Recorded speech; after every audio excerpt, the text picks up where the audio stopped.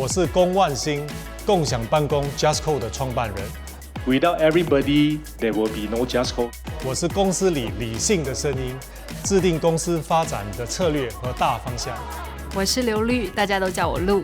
我是 JustCo 的共同创办人，我是公司的感性存在，主要负责对员工的培训发展以及会员的客服品质提升。我们的个性南辕北辙，但是有一致的理念。打造一个以人为本的商业王国。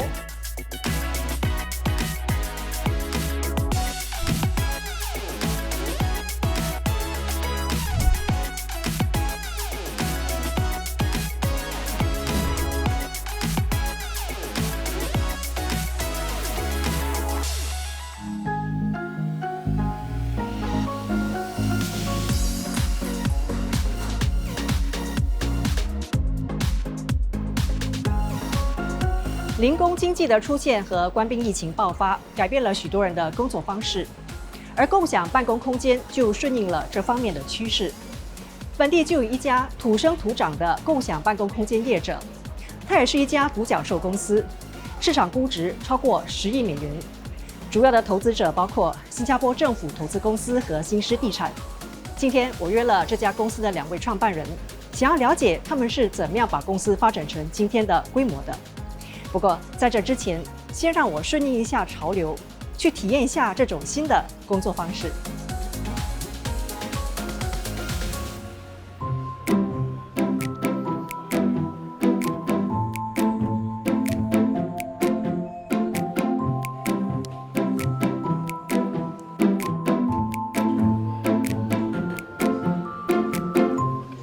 Hello， 万兴，你好，露露你好，谢谢你邀请我来这里。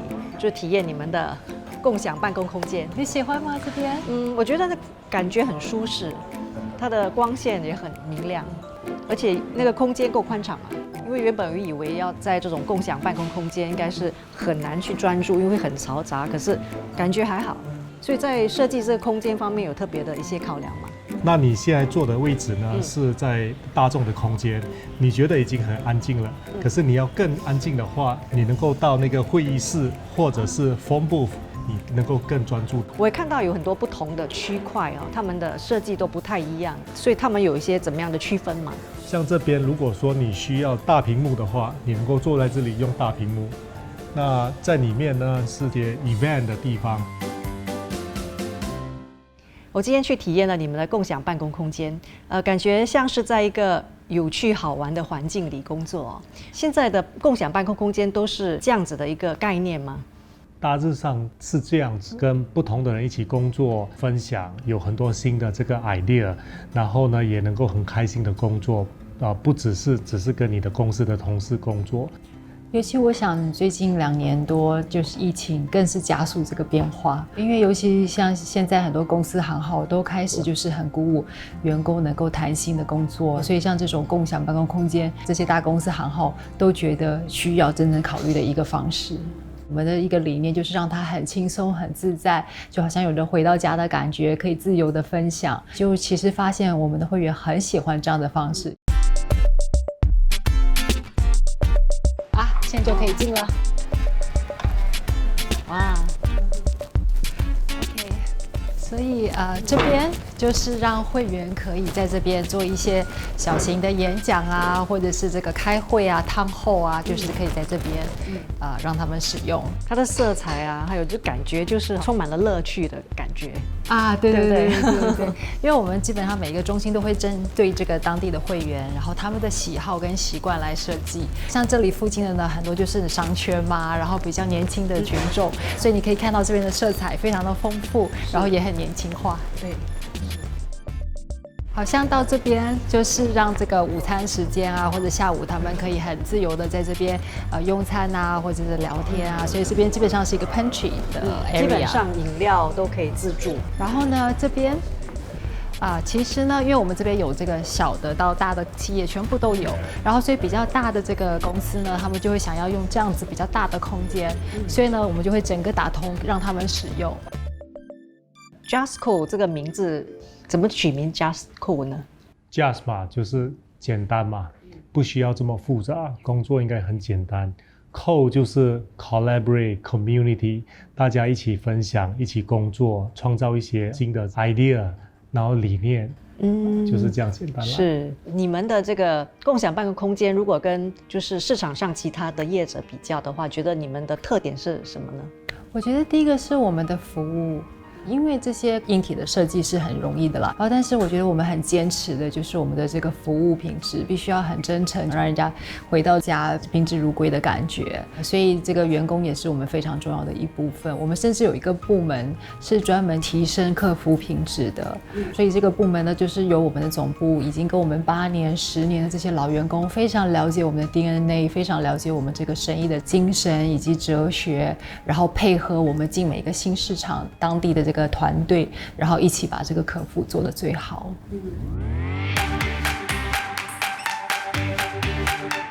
所以我们有各式各样你看的这个玩乐器材，这个呢是我们最受欢迎的项目之一，篮球机也是我最喜欢的。哦，真的吗？挑战一下。挑战你，可是你这么高大，我怎么打得过你呢？最近肩膀痛，所以没关系的，让你一点。好，让我击球。来吧。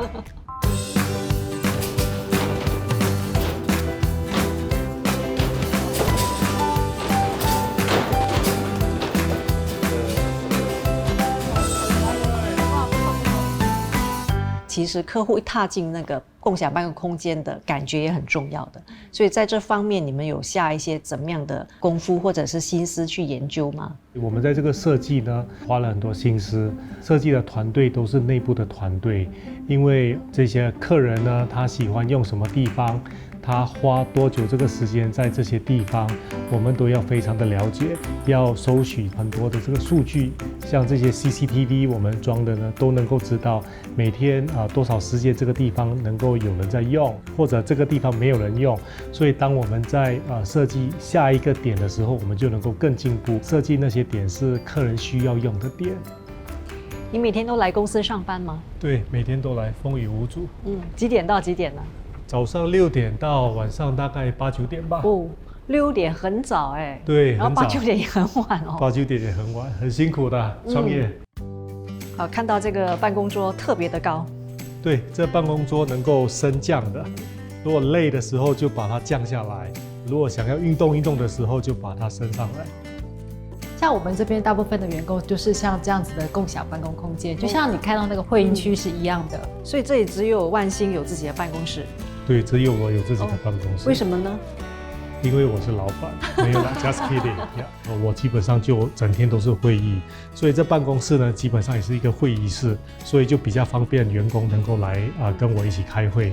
那第二，当然是因为我有很多很重要的文件啦，那有自己的办公室也比较有一些这个隐私。对，整体的管理，万兴和路，你们分别扮演怎么样的角色呢？我最主要是设立这个大方向，要到什么国家开发，然后要找什么样的团队，还有筹钱，这些都是主要我做的工作了。那这些东西都已经决定了之后，路呢就在背后成立这些团队，训练这些团队，尤其是这些community 的团队，怎么去经营每一天的这个工作。所以在管理风格上怎么磨合的？因为他就会觉得我之前做的是美国大公司，尤其就是都是财经方面，我之前读的也是财经科，而且他就会觉得我可不可以做客服，尤其又要带客服的团队。像我们讲前台以前听电话嘛，当然我们一定会写好这个 script， 教他怎么做。那我当然也不放心，我说你不能够只是写 script， 你要坐在那边，你要教他怎么做。那这样子还不够，我说你要示范给他看，示范了之后呢，然后你要坐在那里看他做的对不对，做了几个月后他做对了，你可能才能够离开。所以就是很不放心了，每一步都是很 micromanage。因为我的个性比较是 80-20， 万兴是完美主义。然后所以呢，那个时候我一开始就会觉得，哇，为什么这些小细节要抠到这样子？但是我后来发现他有他的做法，因为每一次的改变会让我们找到更多进步的空间，然后甚至会把客服也好，各种各样的东西做得更完美、更好。然后所以后来我就越来越相信，以后就能够接受了。因为我看到有2个非常有趣的摆设，金刚我是Kong金刚，创业你需要很凶猛嘛，所以觉得这个很有意思啦。这个也是金刚，那这个金刚呢是老婆跟小孩做给我的，这个就是完全他们自己手工做下来的。可不可以互相形容一下对方是一个怎么样的工作伙伴呢？OK， 万兴其实是一个很真心、很靠得住的人。我觉得他很多时候甚至会从别人的那个角度来想，真的是为别人来着想。然后另外呢，就是他很有自己的这个热忱，然后所以一直到现在都是第一个进公司，然后最迟一个离开公司的人，所以他这份热忱有时候也是让我很感动。我觉得很重要是路是很 supportive， 因为我们每天工作这么长的时间，回到家里基本上就睡觉，给家庭的时间其实很少，可是他们很能够谅解我们为什么做这个，他也很支持，这很重要。第二是路是非常聪明的一个太太啦，把家里也照顾得很好，所以我才能够继续的打拼。但是印象中有没有大吵过一顿呢？有，头3年的时候，我手机摔坏了至少4只哦，可是不是摔在他身体啦，没有暴力啦。一开始这些摩擦其实就是一些做法跟习惯的不一样，但是呢，到了这么多年我们的磨合以后呢，就发现第一个就是大家各退一步，然后也能够了解为什么会有不同的做法，但是我们价值观跟大方向是一样的。和龚万兴和刘律夫妇第一次见面的时候，就觉得他们很有想法，而且充满了活力。这和他们的共享办公空间给我的第一印象是一样的，有朝气，整洁利落，设计现代化。夫妻俩一起创业的例子我见得很多，很多时候都是相辅相成的。万兴和刘律也不例外。不过，夫妻一起工作难免有摩擦。加上万兴和刘律的个性和行事风格很不一样，更是不容易。不过，从公司的发展来看，他们应该已经是做到了求同存异。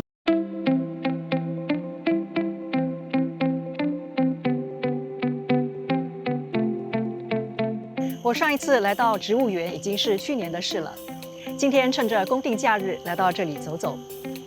之前到万兴的办公室的时候，他说有跑步的习惯。其实我也注意到这整个办公室的摆设，还有一个就是艺术作品，对，就是跟马拉松的主题有关系的。所以你真的很喜欢运动，很喜欢运动，也很喜欢马拉松啦。因为这跟创业跟这个人生有很大的启发。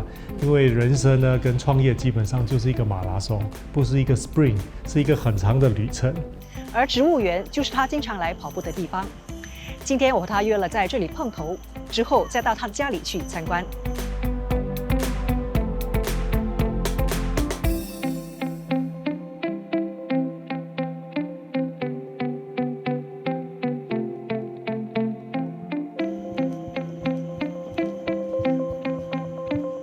Hello， 早安。Hello， 素华，你好。刚跑完步。对，刚跑完步很喘。所以平时都是这个时间来跑步吗？今天迟了一点啦，平常天的话大概5点半就跑了。为什么会喜欢跑步呢？跑步随时都能够跑啊，而且自己一个人可以跑。那最重要是身体健康啦，还有就是因为跑步很辛苦啊，对，同意，就跟做生意一样很辛苦啊。我一个礼拜要跑4到5次，跑将近60-70公里，所以每一次在跑的时候呢，你不止你 stress， 而且你也能够想，怎么训练自己很 discipline， 然后一直想这个生意啊跟跑步啊怎么能够节压，怎么能够调试自己的心情。所以你不止很有自律耶，就是时时刻刻都在想着生意，可以这样讲吧。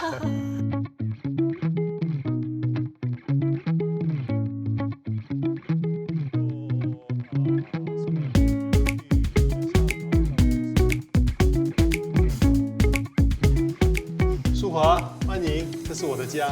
非常整洁明亮。嗨，陆你好。Hello， 素华又看到你，很高兴。谢谢你们邀请我到你们的家里来。我让陆带你走走参观参观，我去洗个澡化个妆。好的 ，OK， 待会见。待会见。OK。这个环境感觉非常的清幽，而且宽敞。其实我一进来就看到这个绿化的工作做得很好。你有闻到花香吗？这是茉莉花香哎。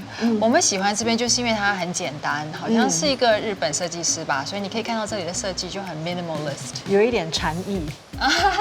对，然后主要是很多绿色植物啦，我们都喜欢看到绿色的。你家里的装潢好像也是走简约风嘛？对。我看你的客厅一个摆设都没有哎。对，因为我不喜欢外面有东西，所以我就尽量外面都是保持到很整齐这样子。这里面呢有一个 family room， 然后还有就是我们的卧室。那个门上为什么会贴身体健康，还有天天开心呢？这是其实我们之前华人新年的时候布置的。其实一开始写这个的时候呢，是大女儿要求先要写学业进步，学业进步是大女儿。对，因为她希望成绩好一点。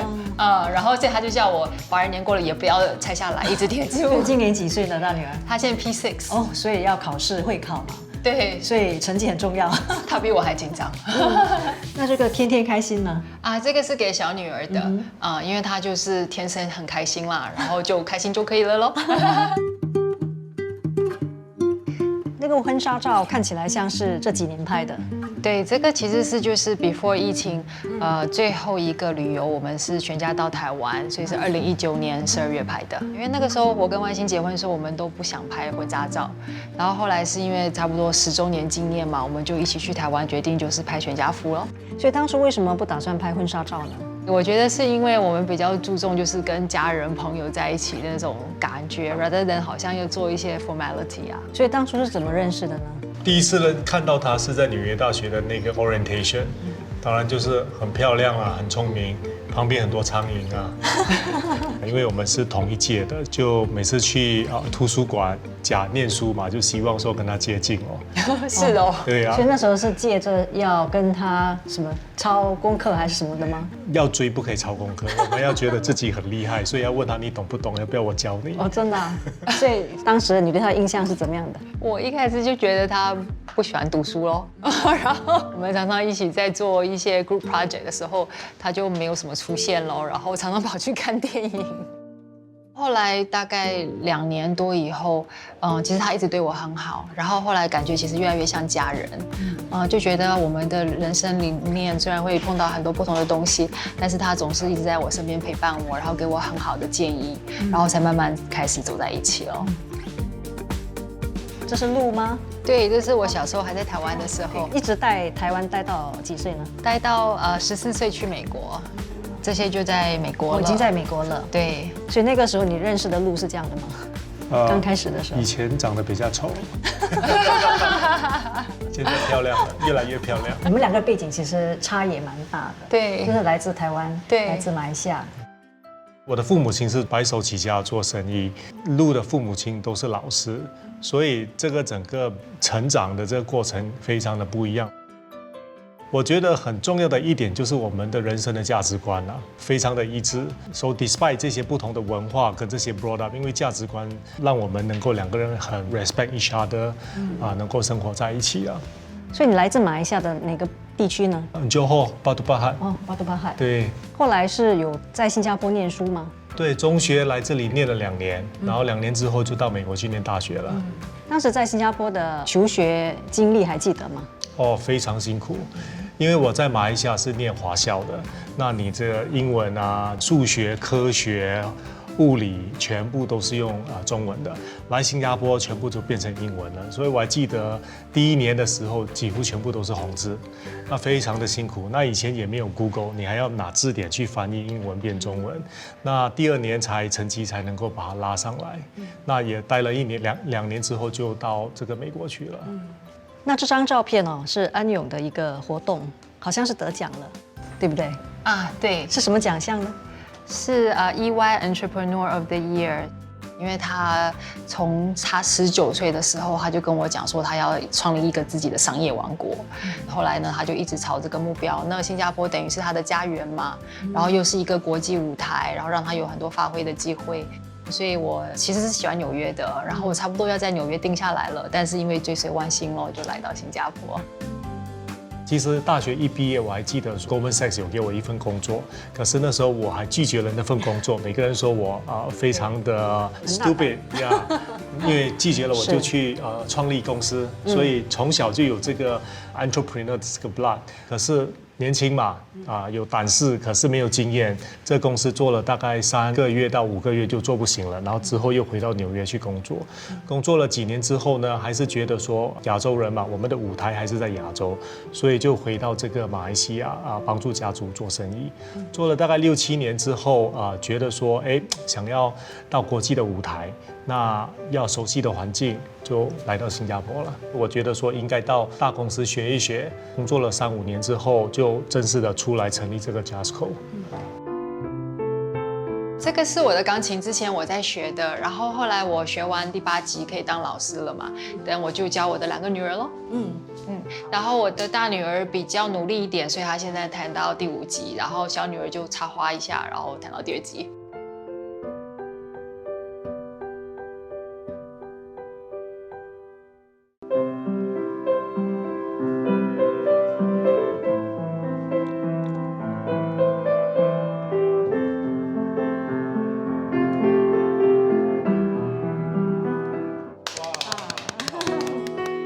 所以对于2个女儿的教育你有什么想法呢？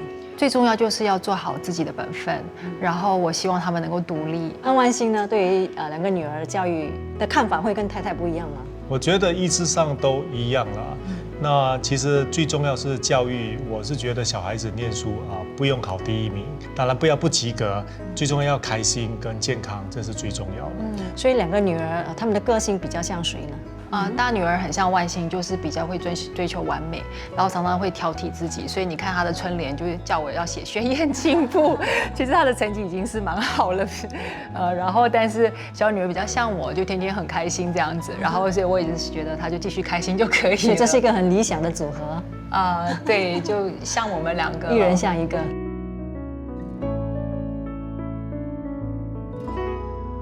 到他们的家里走了一趟之后，我对万欣和刘律有了新的认识。万欣给人的第一印象是比较谨慎严肃的，但是其实他也有诙谐的一面，而且还会讲冷笑话。至于刘律，他待人还是一样有温度。比较没有料到的是，他在大学时念的和毕业之后做的虽然都属于财经财务类，但原来他很有艺术天分，会弹琴也会画画。他们2个人的成长背景虽然不同，一个比较东方，一个比较西方，不过他们有共同的价值观，而且已经入籍新加坡，以这里为家。共同的信念，相信是他们2个人能够合作无间的重要因素。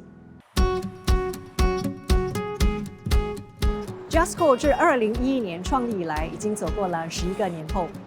公司目前在全球7个国家、10个城市都设有共享办公空间，发展可说是相当的迅速。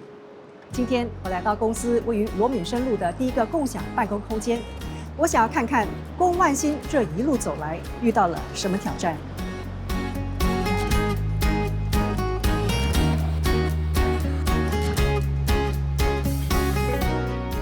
Hello， 淑华。Hello， 好，万欣你好。欢迎欢迎。哇，这个地点和上一次我到先德坊那个共享办公空间的感觉又不太一样。对，这是5年前开的，也是第一家 Jasco， 第一家共享办公，应该算在新加坡吧。这个据点和先德坊的共享办公空间，它在概念上有什么不同呢？我们的精神呢还是一样，就是要很宽敞，有家的感觉。可是先德坊呢大了很多，所以这个休闲的地方就比较多。其实还有更不一样的，就是因为这个点是在市中心，是一个新的产品，所以我们刚开始在这个乙级写字楼。可是之后呢，我们就延伸到甲级写字楼，也到商场，所以你能够看到的就是这个接受度的这些不同的客群是基本上蛮广阔的。其实四周有好几家共享办公空间的业者，竞争好像很激烈，非常激烈。那激烈也代表说接受度很强嘛。那这里就一家，那里也一家。这一栋呢还没有，基本上在这市中心，几乎每一栋，要不然就是每隔一栋就有这个共享办公了。所以你也看好这个市场？好，肯定非常看好，因为你整个市场这共享办公占这个写字楼的这个比例只有3%到5%，所以其实增长的空间还非常的多的。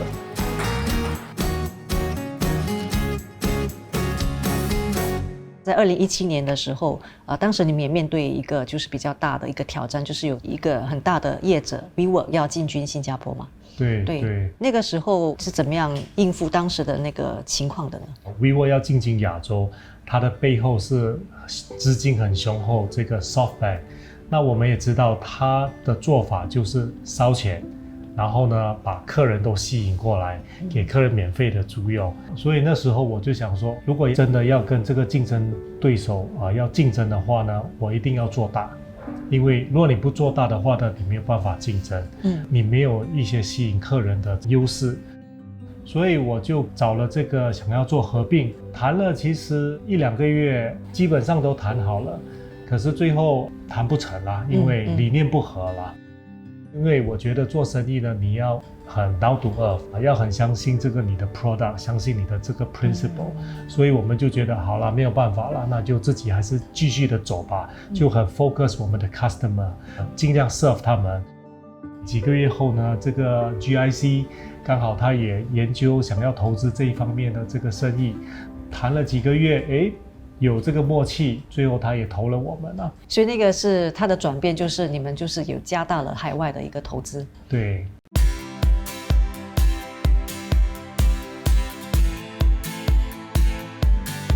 这里都是给那些会员需要比较永久的办公室。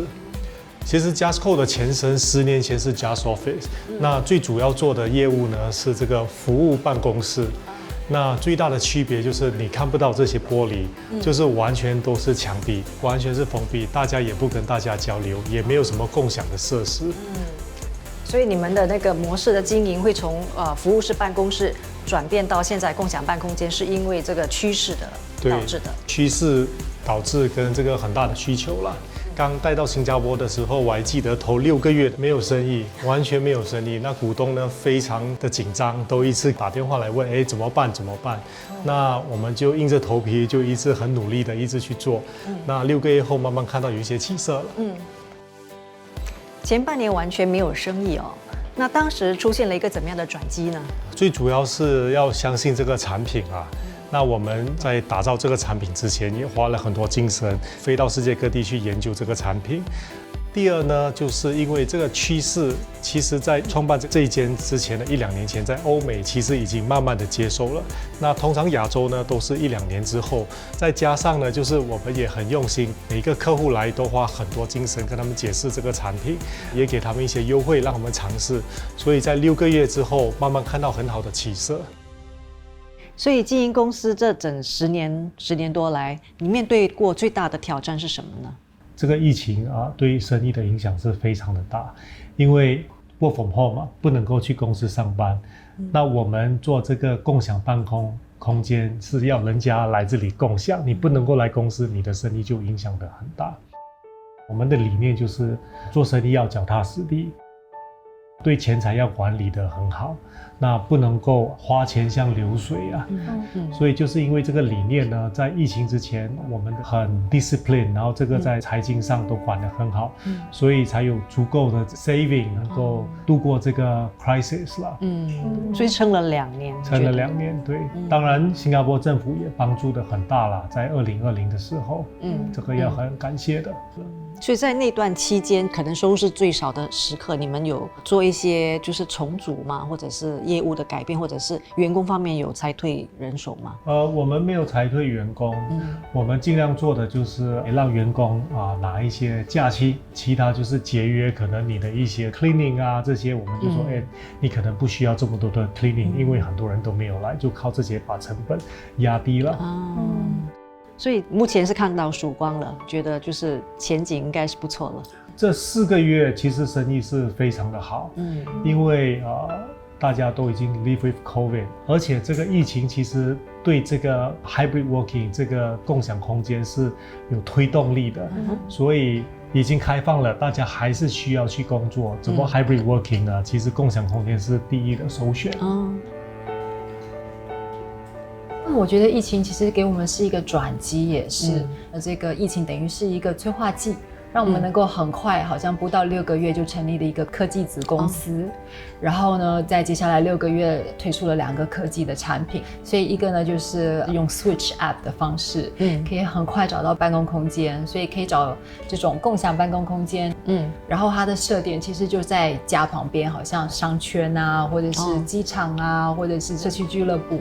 另外还有一个就是我们因为开始有抓了很多这种人工智慧的数据，所以根据数据来分析怎样更好的这个规划房地产，所以这一套这个软体其实我们是可以卖给其他的公司行号，然后让大家就是只要有房地产的企业都可以做更好的规划。所以接下来应该是会可能走科技的路线，更加提升科技方面的应用。应该这样讲啦，因为现在做什么事情你都离不了科技啊。科技是一个很重要的一个 enabler。我现在就在 Jasco 位于先德坊的办公室，再过几分钟，这里将举行一场庆祝员工升职的活动。除了新加坡的员工，他们海外据点的员工也会透过线上来参与这场活动。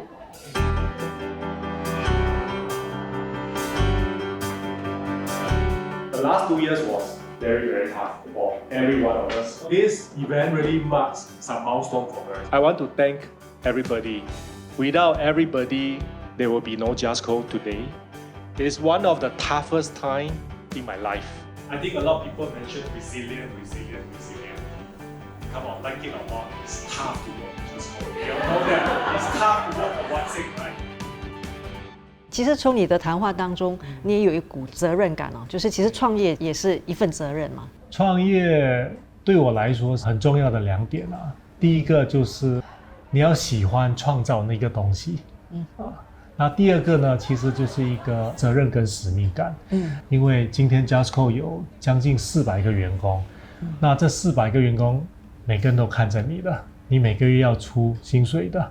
那你也要给他们很好的这个 purpose， 每天来公司要做得开心，所以这个是很大的一个使命感跟责任。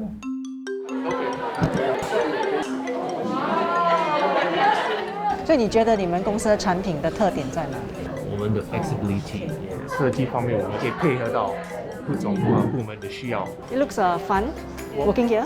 Very fun。他是一个朋友介绍的，我就跟那介绍人说，这做不久，到今天还在这里。万兴本身他是一个非常有纪律的一个领导，那他也把他这个个性呢带到管理公司的方面，尤其是在这个控制开销这一块，这使得说我们在这10年里碰到的不同的一些难关的时候都能走出来。刘丽呢，他是一个情商非常高的人，那也比较沉稳淡定，那他跟人之间能产生一个马上有的一个默契，对待员工也是一个超出老板对员工应该有的一个基本关怀，他是非常照顾我们的员工的。我负责 Jasco 新加坡的 Community Team， 我在 Jasco 已经有8年了。Wan Sing and Lu witness my career growth, but they also watch my children grow. 我们都有一样的理想，就是让工作更美好。而且大家在这里都像一家人。我在 Jasco 第10年了。为什么会在一家公司待10年呢？当初加入他们的时候，是因为相信他们对公司的一个愿景。那我们是想要颠覆大部分人对于这个办公楼的这个认知。其实办公文化不需要是一个单一、枯燥乏味的。那我们相信，如果说把这个办公室的氛围改成是一个多元化、有互动的，那其实能更有效率的提高员工在办公上的效率。在公司的管理和经营上啊，至今你觉得你做出最重要的决策是什么呢？最重要的决策就是要把这生意带到这个国际化。那带到国际化呢，这个团队呢一定要专业化。所以这也就是我来新加坡工作的时候学到的。所以在这几年，我们请了很多专业人士在这个公司里面帮忙。我们有几个很坚持的原则，好像 just do the right things， 还有就是要让大家有一个大家庭，一个回到家的感觉。然后，所以我们在找人才的时候呢，这些理念一直是相当重要的。所以我们很庆幸，就是在新加坡，其实有很多真的是老员工，跟我们从一开始8年前、10年前就加入 Jasco， 然后到现在都能够还继续走在一起。我相信大家的这个价值观跟大方向一致是非常非常重要的。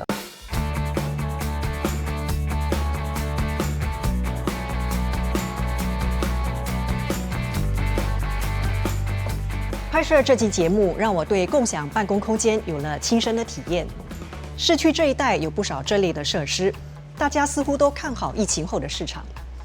想要在激烈的竞争中突围，业者肯定要花不少的心思。我就观察到 Justco 的会员能够灵活地使用他们的设施和主办活动，这和他们的空间设计有一定的关系。今天我约了刘律在 UIC 大厦见面，想要看看他们在空间设计上还有什么巧思。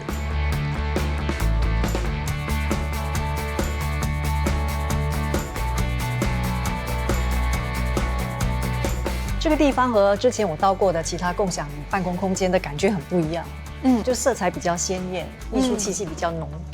对对对，这个其实是我最喜欢的中心之一，因为你可以看到，就是一进来的时候，它那边宽敞，然后很明亮，所以就让人家觉得很舒服的感觉。海景啊，对对对。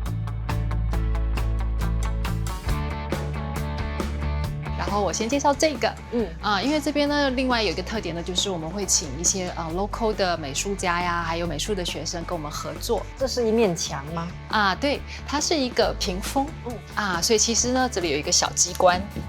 这还可以打开。对，然后你可以看到，像外面呢是这个 hard desk 的设计，所以就是先来先做。然后，但是里面呢其实是 dedicated desk，然后所以是他们专属的办公桌。所以我们就做的比较隐私一点。然后另外呢就是也是比较有质感一点，所以在墙上有另外一个是我们跟 LaSalle College of Arts 的美术学生合作的，所以就是带出更多的一些美术的作品。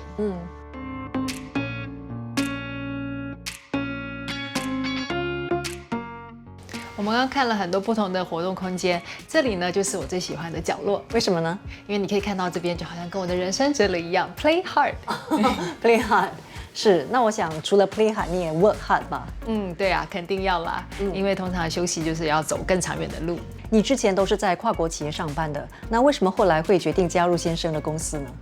其实是一个巧合啦，因为那个时候其实我还在保洁，只是在产假当中，然后所以就在家里闲闲没事做。我那个时候万兴刚刚开始成立这个 Justco， 然后他就每天忙到焦头烂额，所以他就看我没事做嘛，就问我要不要进去看看。我就开始做一些没有什么人在做的事情，包括坐在前台听电话，然后接待新的这个会员，帮忙招聘人才，训练这个新进的员工，然后这样做了大概3个多月，产假结束了，觉得实在是很有趣，然后也学到了很多end to end 有包创业的东西。最主要还是因为觉得万兴很辛苦，想要帮助他，就决定 OK 全资加入 Justco。后来我们开始拓充海外，所以其实呢，我也必须要出国，然后训练当地的团队。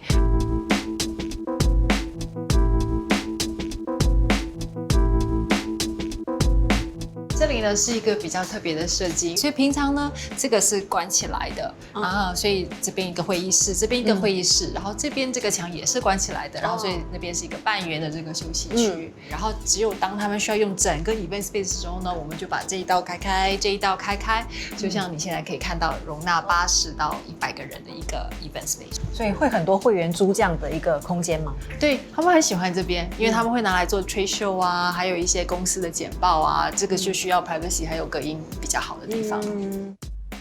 所以接下来呢，我有做一点转型，所以包括2个方向。第一个呢，就是我在 Justco 会开始担任特别顾问，所以我还是会持续参加公司的一些重要会议，然后还有就是定期会跟这个团队的一些领队有1对1的这个洽谈，所以希望继续能够尽我的力量，还是帮助这个我一起开创的公司，还有我热爱的团队。然后另外第2个方向呢，就是我会其实到这个新加坡的国立大学读博士班。我个人其实也一直很想当老师，对对对，然后所以希望就是加入这个新加坡国大，所以他前面2年我要上课嘛，然后但是到第3年、第4年我就有机会可以教书所以这样子我的时间也比较容易安排，我可以就是继续希望花多点时间照顾我的小孩，教育我的小孩。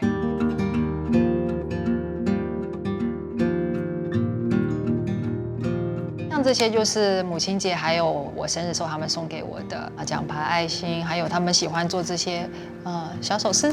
所以这个是女儿做给你的？对对对。你说生日礼物吗？还是母亲节礼物？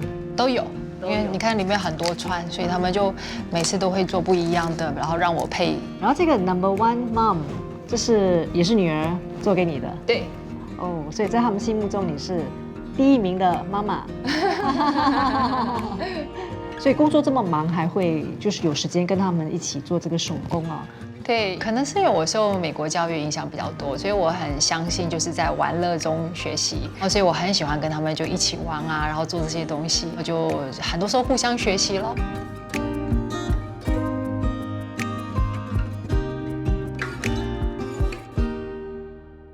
那从你这些分享当中，可以感觉到你是一个家庭观念很重的人。你觉得你自己是吗？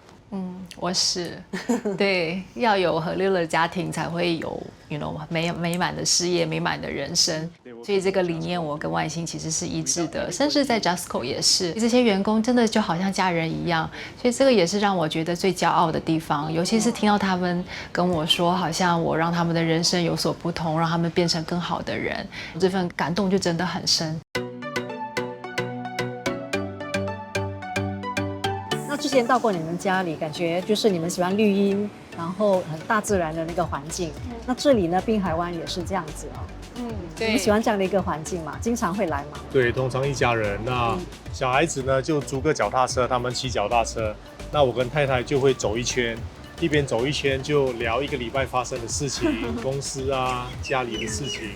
那我觉得有特别的意义，就是因为这里很多楼嘛。那我们要打造这个商业王国，对不对？我就常常跟太太说，以后哪一栋楼呢，就是 Justco 的大楼。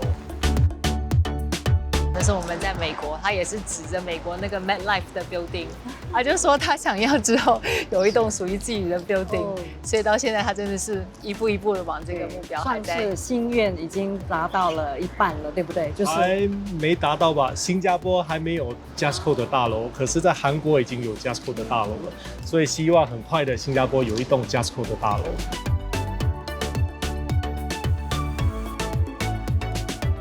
接下来呢，你对公司的经营方向呢，或者是整个策略有怎么样的一个规划吗？接下来，因为公司也做了10年了，到了一定的轨道，我们目前都是在亚洲，所以可能未来几年要考虑怎么样到亚洲以外，可能欧洲跟美洲这个市场去开发。那你有什么心愿吗？我会读博士班嘛，然后所以我真的希望能够在学术界上找到更多的新方向，然后很多创新的想法，当然就是希望能够分享跟带回给我热爱的团队。那从 Just Office 到 Justco， 那现在你说要带领团队走出亚洲，感觉就是一直不断的前进，一直不断的自我挑战了。你觉得这是你的个性吗？我觉得做一个企业家很重要，就是你喜欢这个创造不同的产品，不断的一直创造更好的产品。那还有就是 resilient 很重要，所以不断的一直有很多的压力，怎么解决这些问题，这些很辛苦，可是我觉得也就是我喜欢做的东西。这也和你跑马拉松的那个精神是一样的。非常一样。对。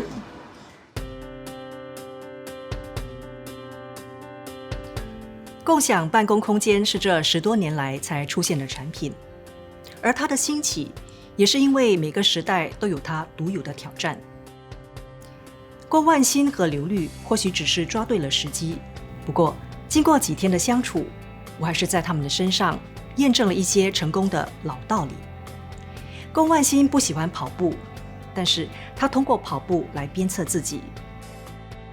确实，这世上没有不劳而获的事。而刘律虽然一再强调自己的个性比较崇尚自由，不过他们的行动却显示了他们的方向是一致的，而且他们2人都是一步一脚印、脚踏实地的人。他们也充分了解自己的产品还有市场趋势。关闭疫情推动了混合办公模式。就在采访的当儿，公司宣布将在新加坡、日本和泰国多开设4个共享办公空间。龚万新想要打造自己的商业王国，或许他又朝这个目标靠前了一步。所以接下来是你可能可以带我们出去，说去哪里哈 ？What's the next？ 给意见。那基本上我们有什么问题？等一下。OK。他很自然。好像这一支我画的吧，然后他们就画了我跟爸爸咯，一家4口。